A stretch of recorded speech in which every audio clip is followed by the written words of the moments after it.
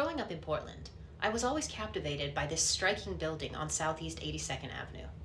Canton Grill operated in this location from 1944 to 2020, when the COVID pandemic forced it to close. I was lucky to have a birthday there before they went out of business. But it's more than just eye-catching architecture. The Canton Grill reflects larger trends in the history of Chinese Americans and their contributions to American society.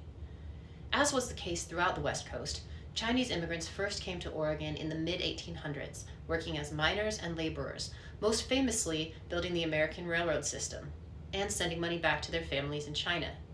Amid growing anti-Chinese sentiment, in 1882, Congress passed the Chinese Exclusion Act, which barred the entry of Chinese laborers into the United States.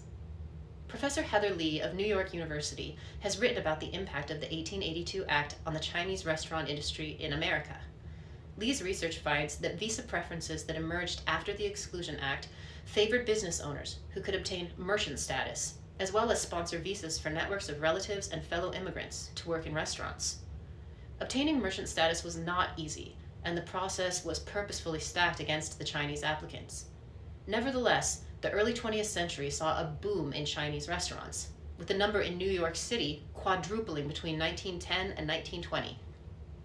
At this time, many Chinese restaurants offered chop suey, a dish of mixed noodles, vegetables, and meat that is not traditionally Chinese, but became extremely popular in America.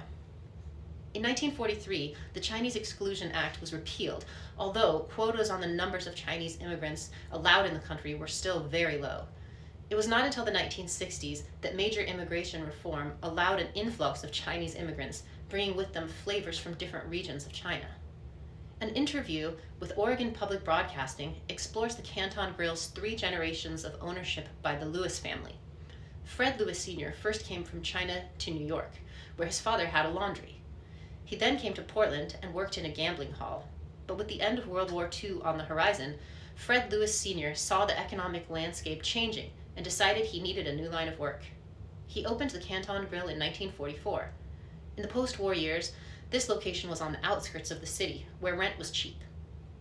The Asian Pacific American Network of Oregon, or APANO, hosts a digital archive that chronicles 6 iconic Portland Chinese restaurants, including Canton Grill. APANO's project, Behind the Walk, states that in Portland, many Chinese Americans found it difficult to purchase property in the city limits, which ended at 82nd Avenue, until the city annexed portions east of 82nd in the 1980s and 1990s.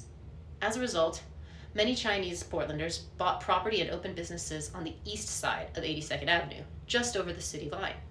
Canton Grill was located on the east side of 82nd Avenue. Chinese restaurants in America tapped into familial connections and immigrant networks to help keep restaurants' costs down and to assist new restaurateurs in setting up businesses. We see this in the case of the Canton Grill, where Fred Lewis Sr. passed ownership to his son, Fred Lewis Jr., and Fred Lewis Jr. then on to his daughter, Cindy Lewis, who also recalls her cousins working in the restaurant.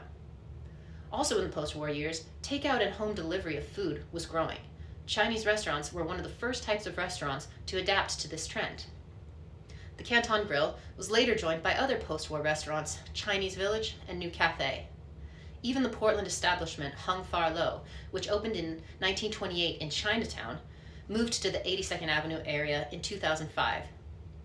The area near 82nd and Division, also called the Jade District, has gone through many changes over the decades. This area, as well as adjacent areas expanding further north and east, have become home to other Asian American communities, including Vietnamese, Thai, Laotian, and Cambodian, and more. But while the larger area remains a hub of Asian American culture and community, rising prices continue to force lower-income Portlanders, disproportionately those from communities of color and immigrant communities, farther from their traditional neighborhoods. This is why APANO's recent purchase and planned development of the Canton Grill site is such an important move for the area. After several years on the market, the building was purchased in 2023. APANO sought community input and found some of the most desired future uses for the site included affordable housing, childcare centers, and green space, which is sorely lacking on this car-centric thoroughfare. APANO's website states that future plans for the site include affordable housing, community space, and art honoring the legacy of Chinese Americans in Portland. The continued adapting of the Canton Grill site reflects the resilience, perseverance, and motivation of the Chinese American community. The iconic site will continue to be a hub for Asian American communities on the very same corner it stood since the neon sign first beckoned 81 years ago.